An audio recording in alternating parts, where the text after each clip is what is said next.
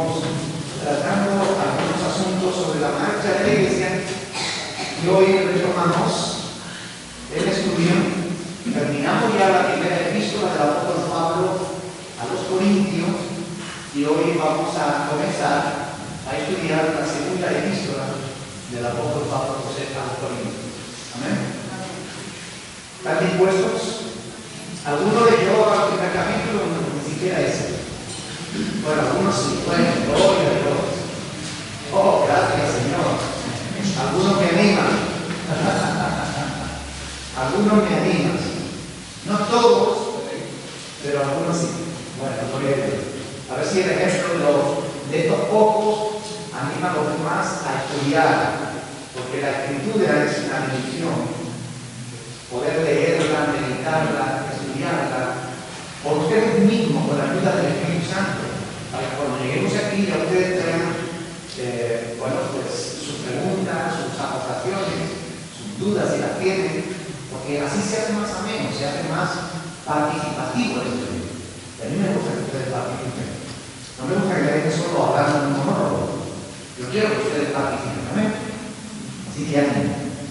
Bueno, como siempre, todas las citas que utilizamos son de la Reina Valera del 60, ¿verdad? Ya estudiamos la primera epístola de Pablo a los Corintios y por eso sabemos cómo era la ciudad de Corinto. ¿Recuerdan cómo era la ciudad de Corinto? ¿Alguien podía decirme alguna característica de esa ciudad?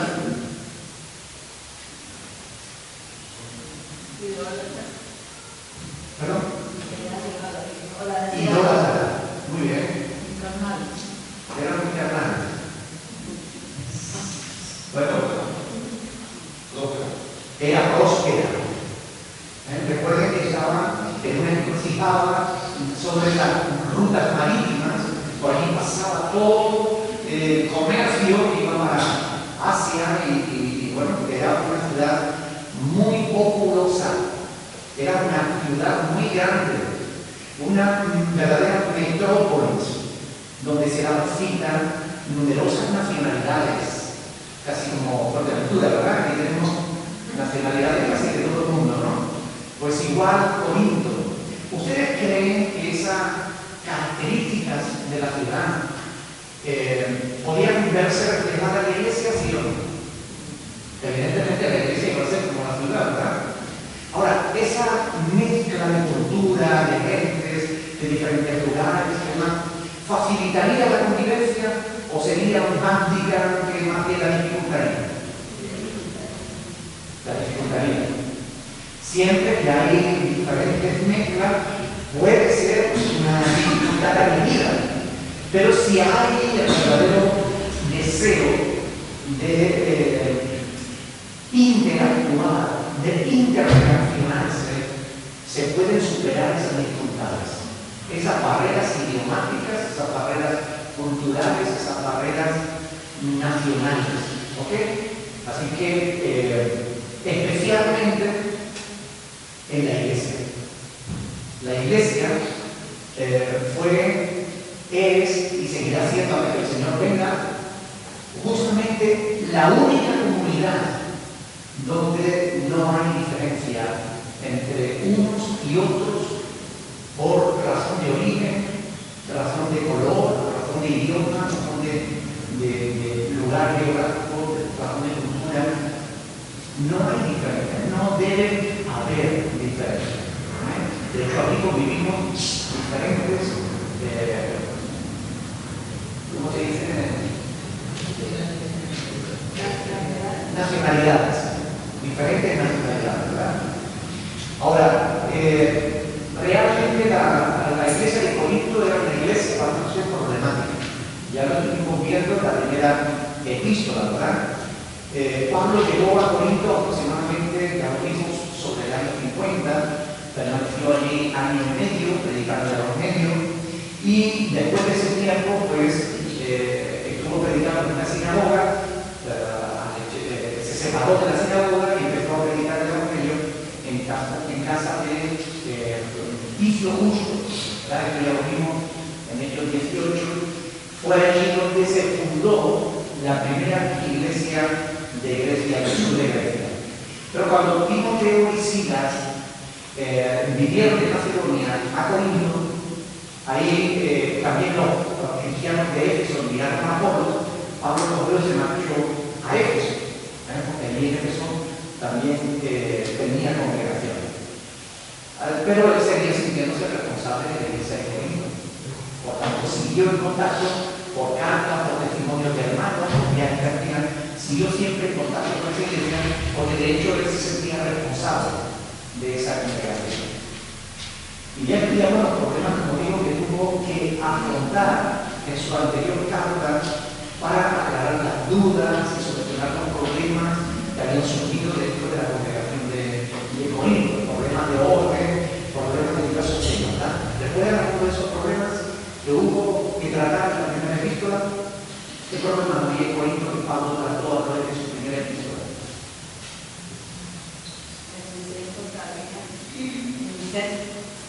Había problemas de moralidad sexual, ¿verdad? Había algunos que estaban cometiendo incesto con la esposa de su padre. ¿Qué más problemas había por ahí? ¿Perdón?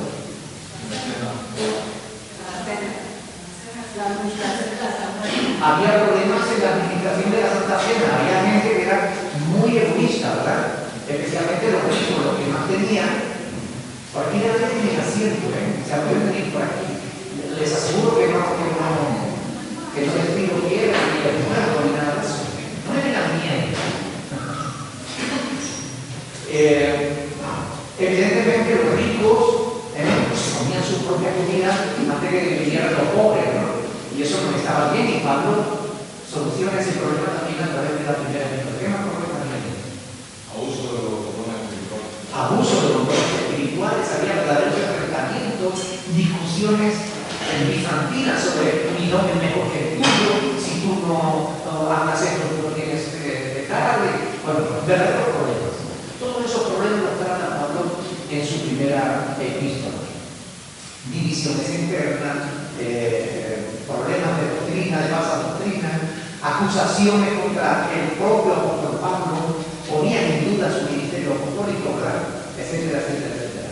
¿Ustedes creen que después de que Pablo escribiera la primera epístola se acabaron los problemas en Corinto? No, desgraciadamente no.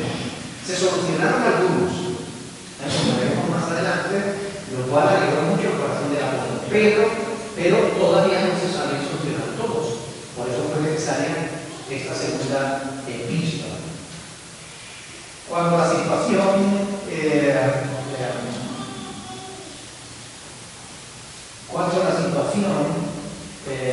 empeoró, la situación de la iglesia en Corinto empeoró, Pablo dejó Éfeso y viajó a Corinto. Y ya veremos más adelante, porque él lo dice en esta epístola, que no fue una visita muy agradable. Entonces le produjo bastante tristeza. Intentó establecer responsables en la iglesia, pero no lo consiguió. Así que se volvió a marchar a Éfeso, desde donde se supone que escribe la segunda carta a los Corintios.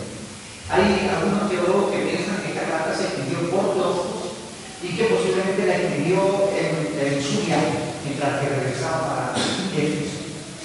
Sea como sea, Tito, que se había quedado en Corinto, fue hasta Éfeso a visitar a Pablo y le llevó algunas buenas noticias que alegró el corazón del apóstol.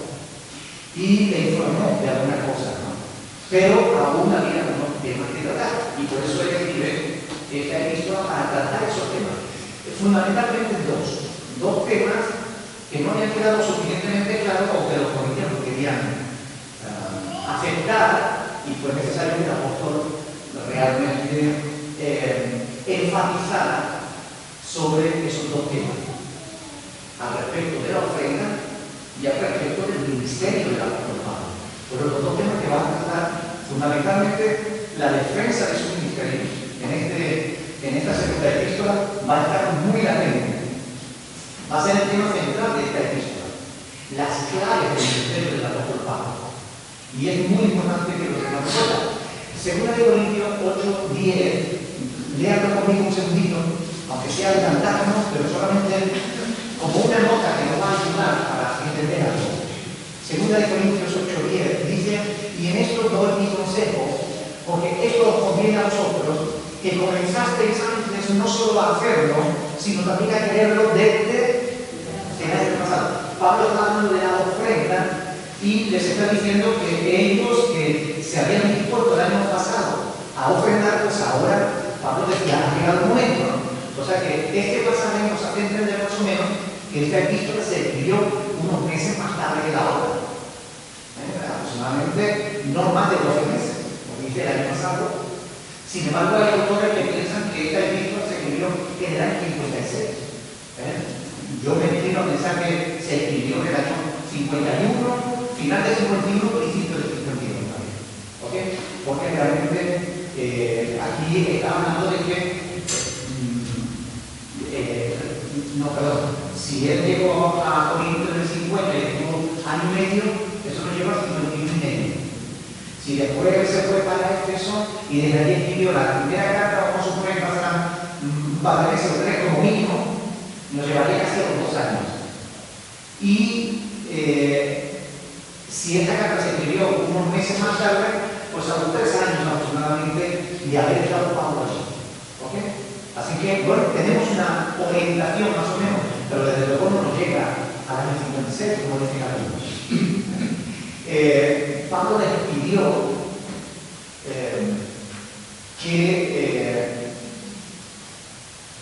como ustedes saben, que lo estuvimos viendo en la primera epístola, que ponían una ofrenda en la primera de la semana y tal, ¿no? Pues todo esto él va otra vez a hablar de este tema a lo largo de esta epístola. Pero va a tratar varios temas teológicos. Por eso esta epístola también es una epístola que tiene muchos datos muy interesantes en cuanto a doctrinas. Y vamos a estar pendientes a esos datos porque nos van a enseñar cosas importantes a tener en cuenta en el conocimiento general de la palabra de Dios. Bien, todo esto es una introducción para poder entrar al estudio de la carta. Pero como decía antes, sobre todo el apóstol va a tratar sobre su ministerio. Ustedes saben que muchos predicadores, cuando se hacen famosos, escriben libros, ¿verdad? Las claves del ministerio. Bueno, ¿quién ha sido realmente el misionero de mayor éxito en toda la historia de la humanidad? En toda la historia de la iglesia. ¿Alguien realmente ha tenido mayor éxito que Pablo el apóstol? Yo creo que difícilmente vamos a encontrar una persona. Bueno, ahora se habla, por ejemplo, del alemán de Bunker, ¿no? Que en África pues predica a millones de personas.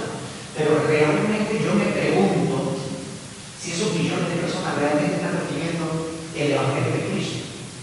¿Por qué? Porque con el Evangelio que se predica hoy, a la luz de las Escrituras, pues sinceramente yo tengo mis dudas, ¿no? Pero el apóstol Pablo extendió el Evangelio por el mundo en su época, no actualmente, en su época, donde había muchos menos medios de lo que hay hoy en día. ¿Okay? ¿Podrá uno de ellos compararse? Podríamos decir que esta es una carta autobiográfica del apóstol. Va a exponer la clave de su ministerio y las actitudes que son necesarias para el servicio cristiano. Por eso es muy importante que prestemos atención al estudio de esta epístola, porque vamos a aprender cosas realmente importantes. Si alguno quiere tener éxito, es una palabra que no me gusta nada, pero bueno, si alguno quiere que le vaya bien en su ministerio, va a tener que estudiar esta carta y descubrir cuáles son las claves que encontramos en ellas. Lecciones prácticas acerca del servicio cristiano. Sin embargo, aquí la mayoría no van a ser misioneros. ¿Significa eso que esta carta no es para ustedes? No, ni mucho menos. Porque todos, de alguna manera, servimos a Dios. ¿Verdad? Hay quien sirve entre los sugieres, otro en el grupo de alabanza, otro en las escuelas dominicales, otro como voluntarios en la obra social. Le servimos a Dios de diferentes formas. Cuando usted habla del Señor a su vecina, está sirviendo a Dios. Cuando usted ayuda a su vecino, usted está hablando de Dios, porque es el testimonio que está dando acerca de su fe, ¿verdad? Así que los principios que encontramos aquí son aplicables a todas nuestras vidas, a todos y cada uno de nosotros. Así que vamos a estudiar la carta. ¿Están listos? ¿Están dispuestos?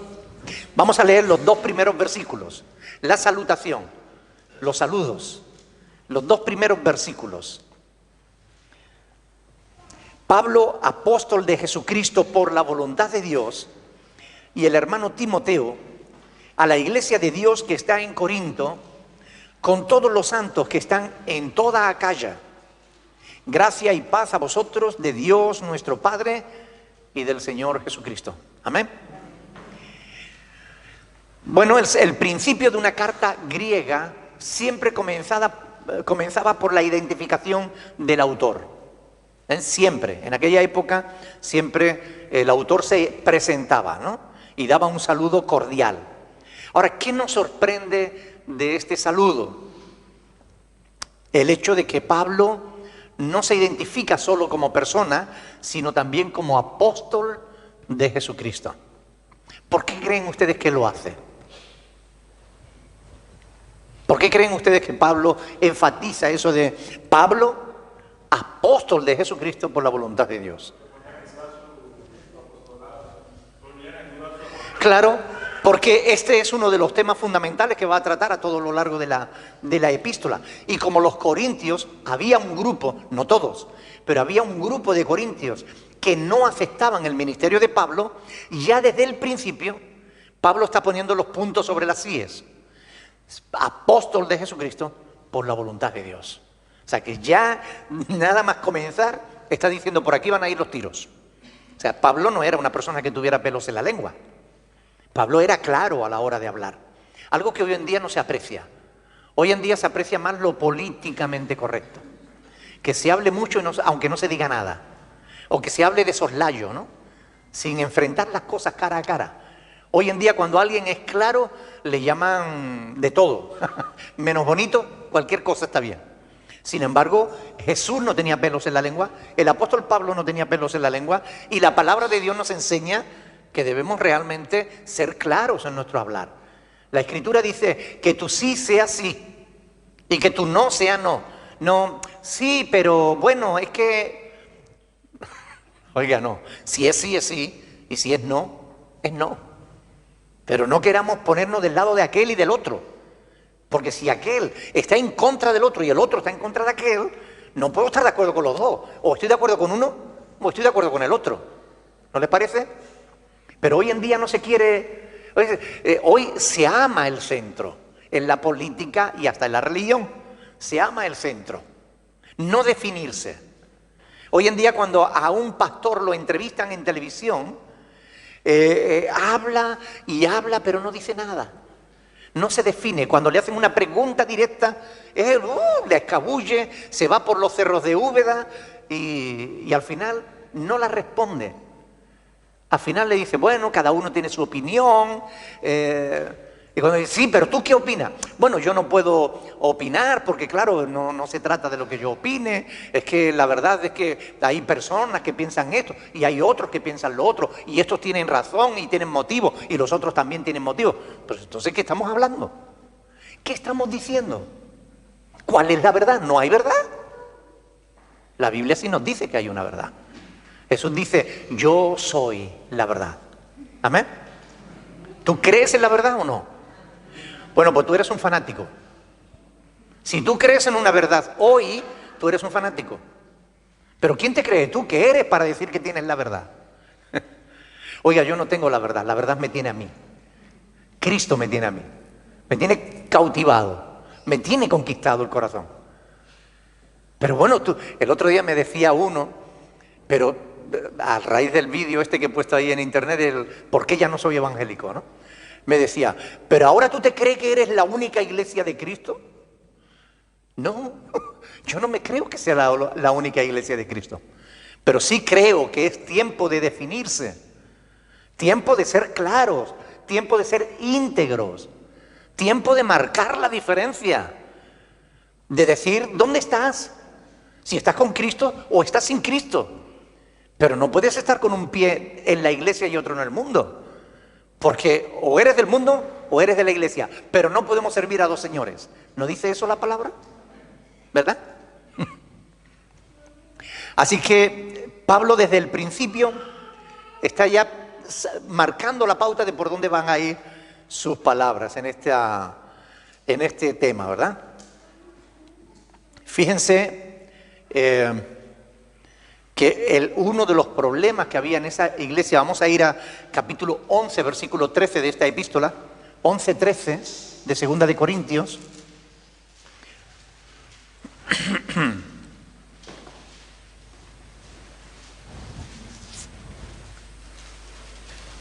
Vamos a leerlo a partir del versículo 10, por aquello del contexto. Segunda de Corintios 11, versículo 10, dice: por la verdad de Cristo que está en mí. Uy, qué fanático era Pablo. ¿No les parece? Segunda de Corintios 11, 10. Por la verdad de Cristo que está en mí. Uy, fanático este hombre, ¿no? Él creía tener la verdad de Cristo.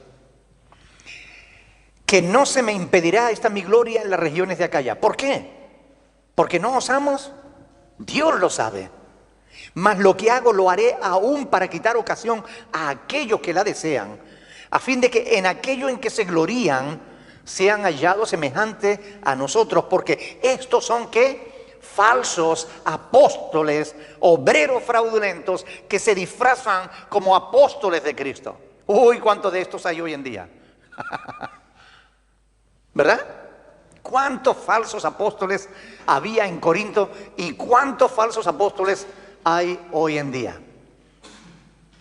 Hoy escuchaba un vídeo puesto por un pastor prominente en las Islas Canarias. Digo prominente porque tiene un cargo de responsabilidad.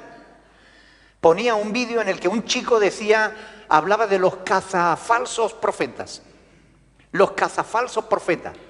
Y este chico se burlaba de que los que descubren a los falsos profetas son gente, bueno, sin cultura, son gente que en fin, que están solo a la casa de los falsos profetas y que ya está bien, que hay que dejar que cada uno predique lo que quiera.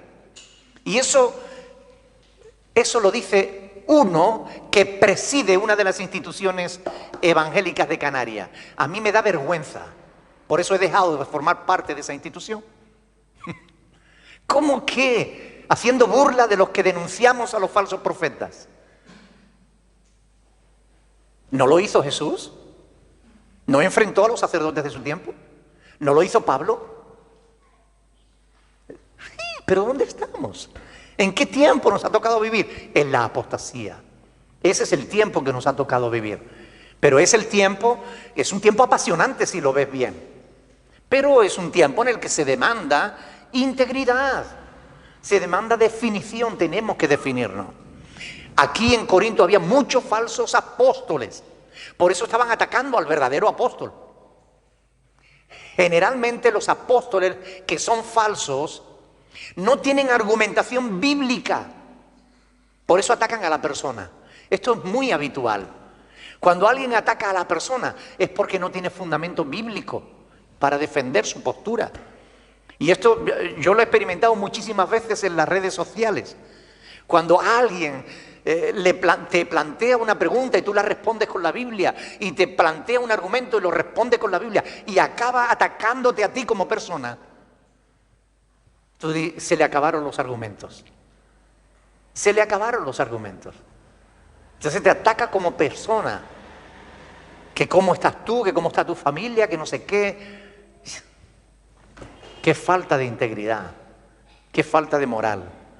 En Corinto había falsos apóstoles que querían el puesto de Pablo.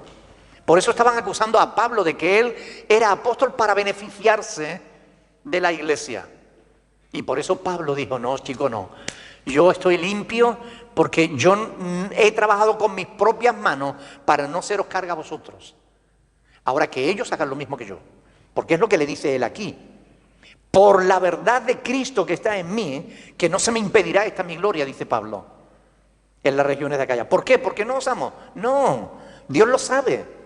Mas lo que hago lo haré aún ¿Para qué? Para quitar la ocasión a aquellos que la desean. Ya deseaban aquellos falsos apóstoles que Pablo hubiera cogido ofrenda de la iglesia de Corinto, pero no lo hizo. Dice, a fin de que aquellos en que se glorían sean hallados semejantes a nosotros. Que hagan ellos lo mismo que hago yo. Porque estos son falsos apóstoles. Así que ese problema estaba todavía latente en la iglesia y Pablo va a tener que trabajar arduamente para defender su ministerio delante de la iglesia de los Corintios. Esos falsos apóstoles se habían introducido a escondida y eran ellos realmente los que querían que el apóstol Pablo desapareciera. Porque si desapareciera el apóstol Pablo, ellos tenían camino libre para poder y hacer a su antojo. Y eso es lo que quieren estos falsos apóstoles y pastores de hoy. Que los que tenemos la verdad la guardemos, la callemos, no la propaguemos. Porque la verdad les ofende. Esta mañana una señora puso un comentario en el Facebook alardeando de sus tiempos de vigilia y de oración, y le puso un pequeño texto en Mateo donde dice que tú cuando ores, entra en tu aposento y cerrada la puerta, tu Padre que ve en lo secreto te recompensará en pública. Y acaba diciendo, usted siempre me ataca. La palabra de Dios, te sientes atacada por la palabra de Dios, tienes un problema. Porque yo no te he dado mi opinión, te he puesto un pasaje bíblico. Si la palabra de Dios te enfrenta y te sientes atacada, tienes un problema. Pero no conmigo, lo tienes con Dios. Pero la gente rechaza la verdad. Desgraciadamente eso es demasiado habitual. Por eso el apóstol Pablo comienza su epístola diciendo, Pablo, apóstol de Jesucristo por la voluntad de Dios. Así que él quiere que sus lectores comprendan sin duda alguna que él es un verdadero apóstol, escogido por Cristo en la voluntad de Dios. En la mayoría de sus epístolas, y yo le diría que a lo largo de todo su ministerio, él tuvo que estar defendiendo su ministerio, vez tras vez. Solamente en los filipenses, en los tesalonicenses y en la epístola a Filemón, solamente en esas 3 epístolas, él no se ve en la necesidad de defender su ministerio. En todas las demás epístolas, tiene que defender su ministerio. Algunos, aún hoy en día, no creen en el ministerio apostólico del apóstol Pablo. Creen que Pablo no era un verdadero apóstol de Cristo. Dicen que porque no reunía los 2 requisitos de los que Pedro hablaba en Hechos capítulo 1. ¿Recuerdan esos 2 requisitos? ¿No? Vamos a ir a Hechos capítulo 1. Hechos capítulo 1. Aquí vemos a Pedro, el apóstol Pedro, que toma la iniciativa para sustituir a Judas. ¿Ok? Pedro está tomando la iniciativa para sustituir a Judas. Y dice en el versículo 20, porque está escrito en el libro de los Salmos, sea hecha desierta su habitación y no haya quien more en ella. Y en otro salmo, tome otro su oficio. Es necesario, pues, dice Pedro, que de estos hombres que han estado junto con nosotros todo el tiempo que el Señor Jesús entraba y salía con nosotros, entre nosotros, comenzando desde el bautismo de Juan, versículo 22, comenzando desde el bautismo de Juan hasta el día en que entre nosotros fue recibido arriba, uno sea hecho testigo con nosotros de su resurrección. Así que aquí vemos que era importante, según Pedro, que tuviera estos 2 requisitos, que hubiera estado con Jesús desde el bautismo de Juan hasta la resurrección de Cristo, es decir, que fuera testigo de la resurrección de Cristo. ¿Ustedes están de acuerdo de que hacen falta estos 2 requisitos para ser apóstol?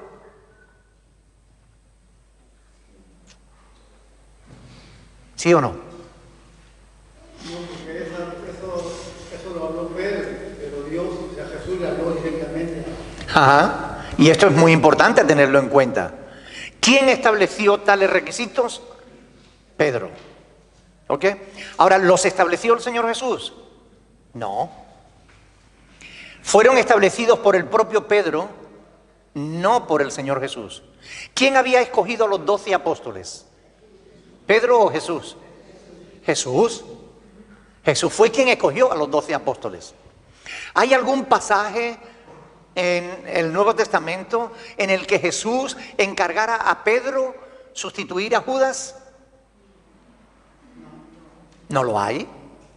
No hay ni un solo pasaje en el que Jesús le diga a Pedro: oye Pedro, que es necesario, esto que él dice aquí, es necesario que de estos hombres, no, esto no se lo dice Jesús a Pedro, es una iniciativa de Pedro, ¿ok? Y ¿quién escogió a Pablo como apóstol? ¿Pedro? Jesús mismo, ¿verdad? Jesús se le apareció en el camino a Damasco cuando él perseguía a la iglesia y él lo llamó. Hechos capítulo 9 y Hechos capítulo 26 relata el testimonio del apóstol Pablo, que ya lo hemos leído varias veces, y ustedes saben que fue Jesús mismo el que le dijo: Pablo, ¿por qué me persigues? ¿Por qué me persigues? Él iba persiguiendo a la iglesia, pero quien persigue a la iglesia persigue a Cristo. Amén, porque Cristo se identifica con la iglesia es el cuerpo de Cristo. Así que si alguien persigue a la iglesia, persigue a Cristo. Ay, si esto lo entendieran más de uno. Así que Jesús fue quien llamó a los apóstoles. Y Jesús fue quien llamó a Pablo. Yo creo realmente, ¿cuántos apóstoles debía haber? 12. Jesús cogió 12, ¿verdad? Y cuando uno se le estropeó, ¿qué hizo Jesús? Llamó a otro. Cuando llegamos al final de la Biblia, en capítulo 21 de Apocalipsis, versículo 14, se nos sigue hablando de ¿cuántos apóstoles? 12. Siempre en el corazón de Dios estuvo que hubiera 12 apóstoles. Porque cuando se habla aún de la ciudad santa, la Nueva Jerusalén, dice que sus cimientos son 12 y que tienen los nombres de los 12 apóstoles. Por tanto, Jesús no quería 13, ni 15, ni 28. Ni 3.000 como están surgiendo ahora, ¿verdad? Jesús quería 12 apóstoles. Así que, ¿no estaba ya el grupo completo? Cuando los apóstoles escogieron a Matías, ¿no estaban ya los 12?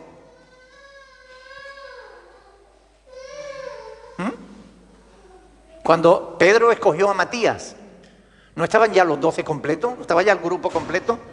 ¿Por qué Jesús coge otro? Porque él no había escogido a Matías. Realmente lo habían escogido los apóstoles. Yo creo que adelantándose en sus atribuciones al Señor Jesús. Y creo que esto fue realmente un error de los apóstoles. Eran humanos. A veces nosotros pensamos en los apóstoles como en personas infalibles, pero hasta el Papa falla.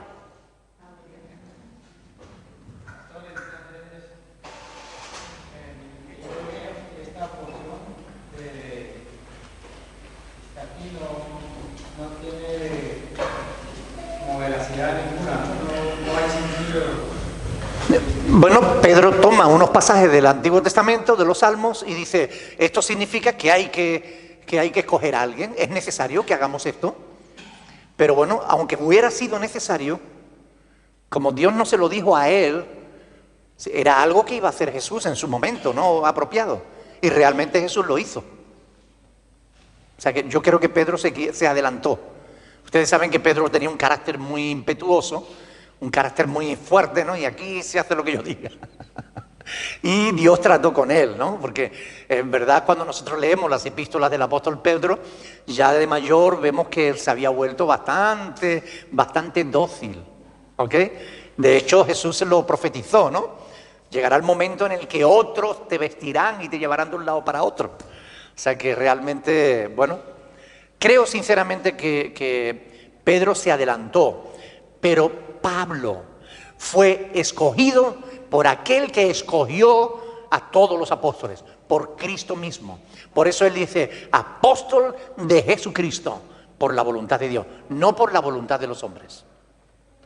Scott Hafemann, en The Comfort and the Power of the Gospel, en su libro, él dice, mientras que otras personas eran comisionadas por la iglesia para servir como apóstoles, Pablo lo fue por Jesús mismo, por la voluntad de Dios. Bueno, nos lo dice la palabra, ¿verdad? Si no necesitamos a que nos lo diga este hermano, pero realmente Pablo fue escogido por aquel que había escogido a los 12 apóstoles. Y Jesús lo llamó para ser apóstol de los gentiles. Y nosotros leemos 1 de Timoteo 2:7 y 2 de Timoteo 1:11 y vemos que Pablo lo afirma. Apóstol de Jesucristo, fue llamado para apóstol para los gentiles. Es decir, Pablo está defendiendo su ministerio. Y fíjense, estamos en el saludo inicial, diciendo Pablo, apóstol de Jesucristo por la voluntad de Dios, y ¿quién más? Y el hermano Timoteo. Ya sabemos quién era este Timoteo, ¿verdad? Timoteo ya había regresado de Corinto, estaba con Pablo cuando él estaba escribiendo esta carta. Ahora, ¿significa eso que los dos eran autores de la carta?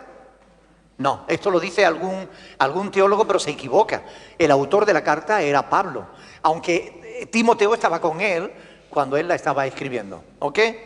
Pablo lo que está haciendo al incluir a Timoteo en el saludo es mostrar el aprecio que él tenía por su colaborador, y también al mismo tiempo él le estaba tratando de que los destinatarios, es decir, los corintios, empezaran un poco a tenerle un poco más de respeto a Timoteo.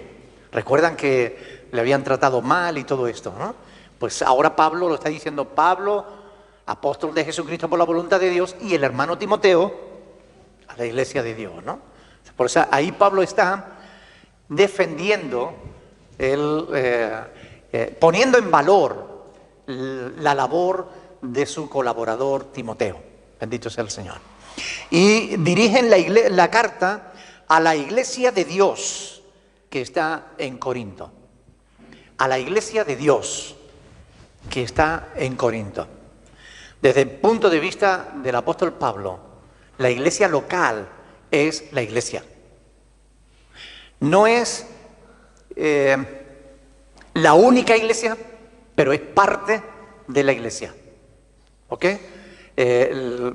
Tanto si se reunían en casas privadas como si lo hacían al aire libre, los corintios debían considerarse la iglesia de Dios.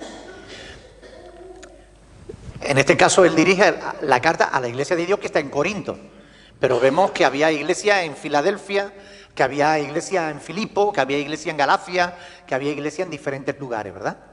Por tanto, todas esas iglesias eran parte de la iglesia universal. Pero la iglesia que estaba en Corinto era la iglesia. Y la iglesia que estaba en Filipo era la iglesia de Dios que está en ese lugar. Esta es la iglesia de Dios que está en Puerto del Rosario. Y sabemos que hay otras iglesias también de Dios aquí en Puerto del Rosario. Pero es la iglesia. No hay muchas iglesias, hay una sola iglesia. Aunque la iglesia universal esté representada por iglesias locales. Y esto a veces es difícil de entender, pero si ustedes piensan en el cuerpo humano está formado por millones de células, o por distintos órganos, o por distintos miembros. Pero todos los órganos, todas las células, todos los miembros, siendo muchos, son un solo cuerpo. Somos una sola iglesia. Amén. Aunque hoy en día hay muchos grupos que se llaman iglesia y no lo son. Pero para eso tenemos las Escrituras, para guiarnos en el discernimiento de lo que es y de lo que no es. Ustedes saben cuáles son los requisitos que Jesús pone para que pueda ser llamado verdadero discípulo de Cristo. Amén. Ustedes ya lo conocen. Hay un montón de pasajes en las Escrituras, 1 Corintios 4, 17, 7, 17, 14, 33, 2 Corintios 8, 18, 11, 28. En todos esos pasajes, Pablo habla de todas las iglesias. Pero al hablar de todas las iglesias, no está diciendo que sean iglesias diferentes. Son iglesias que están en diferentes lugares. Pero todas son una sola iglesia, que es la iglesia de Cristo. No es la iglesia de fulano, ni la iglesia de mengano. Aunque a veces los hombres hablamos así, ¿no? Porque mi iglesia, oiga, no. La iglesia no es tuya, la iglesia es de Cristo. Si es que de verdad es iglesia. ¿Ok? Porque cuando uno habla apropiándose de lo que es de Cristo, está hablando mal. Tenemos que aprender a hablar conforme a las palabras de Dios. ¿Están de acuerdo o no? Eso es. Así que Pablo se dirige a una iglesia local, pero también al mismo tiempo a la iglesia universal, que está representada por la iglesia de Corinto. Dice, con todos los santos que están en toda Acaya. Esta era la provincia romana, ¿verdad?, a la que, donde Corinto era la capital, ¿no? Y él les dice, gracia y paz, ¿verdad? Yo creo que junto con los cristianos de Acaya, los cristianos de Corinto, de Acaya, esta epístola puede ser entendida que es también para nosotros, porque también nosotros somos iglesias, ¿no? ¿Están de acuerdo? La palabra santos dice ahí, con todos los santos que están en Acaya. ¿Qué significa la palabra santos? ¿Que son gente perfecta? No, ¿qué significa? Que están apartados, consagrados, ¿para quién? Para Dios, eso es. Muy importante entender esto, porque a veces, claro, leemos a los santos, ¿verdad? En el 1 Corintios 1 también Pablo dice a los santificados en Cristo, y después vemos que había pecados terribles dentro de la iglesia, decimos, ¿qué clase de santos eran estos? Bueno, estaban apartados para Dios, y en el camino Dios va tratando con su vida, y el que comenzó la buena obra la terminará, amén. Pero son santos porque están apartados para Dios, consagrados para Él. Amén. En el año 27 a.C., los romanos dividieron Grecia en dos provincias, Acaya al sur y Macedonia al norte. Y la capital de Acaya era Corinto. Versículo 2.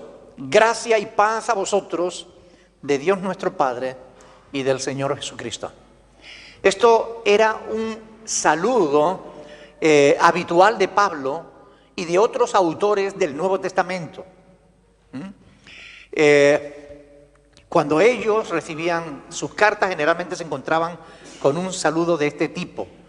Hay diferentes pasajes, Romanos 1.7, 2 Corintios 1.2, Gálatas 1.3, Efesios 1.2, Filipenses 1.2, 2 Tesalonicenses 1.2, Filipenses 3, y con variaciones, Colosenses 1.2, Tesalonicenses 1.1, Tito 1.4. O sea, hay un montón de pasajes donde vemos que estos saludos eran saludos habituales.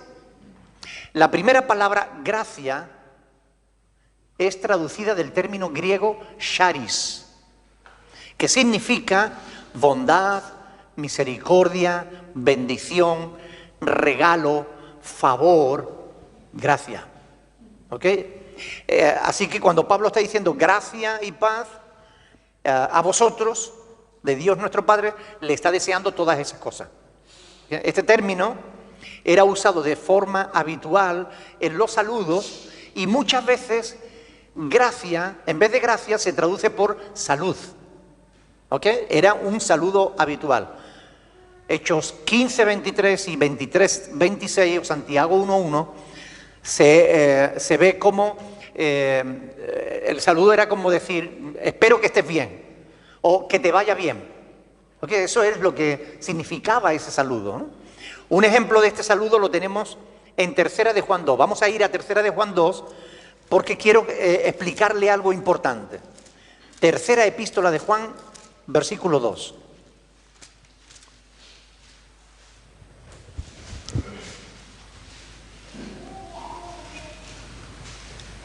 Aquí vemos el saludo un poco más desarrollado. ¿Ok? No es solamente decirle gracias de Dios para vosotros, sino que dice, amado, versículo 2, tercera de Juan, versículo 2. Tercera de Juan, versículo 2. Ok. Amado, yo deseo que tú seas prosperado en todas las cosas y que tengas salud, así como prospera tu alma. ¿Veis? Este es un saludo habitual, igual que el del apóstol Pablo, solo que Juan lo desarrolla. Este saludo que los falsos predicadores de la prosperidad han malinterpretado, ¿verdad? Ellos dicen, ve, aquí dice, yo deseo que tú seas prosperado, y hacen énfasis ahí, ¿no? En todas las cosas. Dios desea tu prosperidad, y ellos mienten, manipulando las Sagradas Escrituras. En realidad esto era simplemente un saludo. Es como cuando le decimos, oye, que te vaya bien. Ya está. Es lo mismo que decir, Dios te bendiga. Ya está. Ahora, ¿qué estamos diciendo con eso? No estamos diciendo que Dios te haga rico. Estamos diciendo que Dios te bendiga, que te vaya bien. Por tanto, es importante entender bien la palabra para no confundirnos a la hora de interpretarla. Cuando Pablo aquí en 2 de Corintios 1:2 dice, gracia y paz a vosotros de Dios nuestro Padre y del Señor Jesucristo, lo que está diciendo es, está relacionando la gracia y la paz con Dios. Es decir, no hay gracia ni paz si no es en Dios. Amén. Si tú quieres gracia y paz, tienes que acudir a Dios. Él es la fuente de la gracia y de la paz. A este término de gracia, Pablo le añade el de la paz.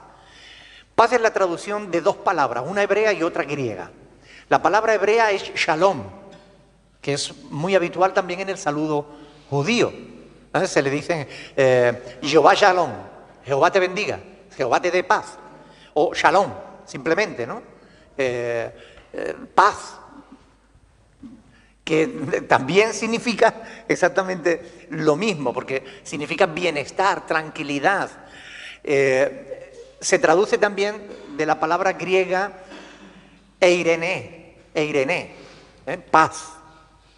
Shalom, en cambio, es que todo te vaya bien. Es igual que el de gracia, ¿ok? Solo que en el hebreo, que estés feliz, que estés bendecido, que te vaya bien, que vivas tranquilo, que tengas paz. Ese es el saludo que Pablo les está enviando a los corintios. Esto no tiene tanto que ver con la ausencia de problemas, no tiene que ver con no tener aflicción o conflictos, sino que tiene más que ver con la presencia de Dios en la vida de las personas. ¿Ok? Esos dos términos, gracia y paz, son relacionados por Pablo con Dios, porque Dios es el origen del que procede todo don perfecto, toda buena obra. Sin embargo, quiero llamar vuestra atención sobre la frase, dice, gracia y paz a vosotros de Dios nuestro Padre. Esto sí que no era habitual en la época. No era nada habitual, sino que se trataba de un concepto netamente cristiano. El concepto de ver a Dios, la deidad, como Padre, era algo inaudito en la fe, en el terreno de la religión. No hay ni una sola religión que vea a Dios, que vea a la divinidad como Padre, solamente en el cristianismo. Por ponerle un ejemplo, el Islam tiene 99 nombres para referirse a su Dios. 99 nombres. Sin embargo, ni uno de ellos es Padre. Ellos no tratan a Dios como Padre. Ellos temen a su Dios. Temen, me refiero no con temor reverente, le tienen miedo. Vamos a leer los versículos del 3 al 7. Vamos a hablar de las aflicciones. Versículo 3 al 7. Dice, bendito sea el Dios y Padre de nuestro Señor Jesucristo, Padre de misericordia y Dios de toda consolación, el cual nos consuela en todas nuestras tribulaciones, para que podamos también nosotros consolar a los que están en cualquier tribulación, por medio de la consolación con que nosotros somos consolados por Dios. Porque de la manera que abunda en nosotros las aflicciones de Cristo, así abunda también por el mismo Cristo nuestra consolación. Pero si somos atribulados, es para vuestra consolación y salvación. O si somos consolados, es para vuestra consolación y salvación, la cual se opera en el sufrir las mismas aflicciones que nosotros también padecemos. Y nuestra esperanza respecto a vosotros es firme, pues sabemos que así como sois compañeros en las aflicciones, también lo sois en la consolación. Mire, cuando estudiamos un texto como este, de verdad que es tremendo, porque hay una riqueza aquí en este pasaje impresionante. Yo les invito, porque no nos va a dar tiempo hoy de verlo en completo, pero yo les invito que cuando lleguen a casa, antes de acostarse, cojan la palabra, oiga, y léanlo despacito, tratando de entender realmente lo que dice Pablo aquí, ¿no? Porque no tiene desperdicio. Realmente él dice, como dice el salmista, ¿no? En el Salmo 34 dice, muchas son las aflicciones del justo, ¿verdad? Pero ¿qué dice? Pero de todas ellas les libra el Señor. Es decir, Dios nos consuela a nosotros. ¿Y para qué? Para que nosotros podamos consolar también a los demás. Fantástico. Tremendo. Ahora vamos a desgranarlo esto, ¿no? Pablo se dispone aquí a hablar de sus propias experiencias y aflicciones en el ministerio, pero no sin antes comenzar alabando a Dios. Y siempre que vayas a hablar de algo malo, comienza dándole gloria a Dios. Pues Pablo hace eso. Fíjate que va a hablar de sus aflicciones y lo primero que hace es decir, bendito sea el Dios y Padre de nuestro Señor Jesucristo, Padre de misericordia y Dios de toda consolación. Y ahora va a hablar de las aflicciones, pero primero le ha dado la gloria a Dios. Aún en la aflicción podemos darle gloria a Dios. ¿Sí o no? Ahora, ¿qué haces tú cuando tienes aflicción? ¿Le das gloria a Dios o llora y patalea? ¿Alabas o te quejas? Tenemos que aprender a ser como Pablo. En esto tenemos que aprender de él. Cuando nos vayan las cosas mal, bendito sea el Señor, que está conmigo y me va a ayudar. Por muy mal que vayan las cosas, gloria a Dios, que nunca nos abandona, que Él ha prometido estar con nosotros siempre, todos los días, hasta el fin del mundo. Amén. Te cambia la vida. Cuando tú eres capaz de alabar a Dios en medio de la aflicción se encoge. ¿Has visto cariño encogido a los niños? Que hace así. Pues la aflicción se encoge cuando tú alabas a Dios. Pierde todo su poder sobre ti. Pierde todo su dominio sobre ti. La aflicción nos angustia. Bueno, pues cuando tú te pones a alabar a Dios, la angustia desaparece. La angustia se va. Pruébalo y verás. Yo no te deseo aflicción, pero cuando la tengas, acuérdate de esto y alaba a Dios. Amén. Después de desarrollar la idea del consuelo recíproco, el consuelo que recibimos en Cristo y que debemos compartir, Pablo va a explicarlo de manera pormenorizada, ¿no? Y es que, hermanos, de verdad, reconozcámoslo, que hay pocas cosas tan necesarias como el consuelo en la vida cristiana, aún en la vida cristiana. Hay quienes predican un falso evangelio de color de rosa, ¿no? Cree en Cristo y todo te va a ir bien. Pero no es verdad. Nosotros lo sabemos, porque somos cristianos de verdad y enfrentamos aflicciones. ¿Cuántos han enfrentado aflicciones alguna vez? ¿Verdad? Y somos cristianos y amamos a Dios, pero no estamos exentos de tribulaciones. No estamos exentos de pasarlo mal. Y cuando lo pasamos mal, cuánto bien nos hace ser consolados. Cuánto bien nos hace que alguien nos traiga una palabra de ánimo, nos dé un abrazo, nos diga un texto bíblico que nos y uno cobra fuerza, ¿no? Como que se levanta, como el ave fénix, ¿no? Se remonta de las cenizas, vuelve otra vez a coger vuelo. Necesitamos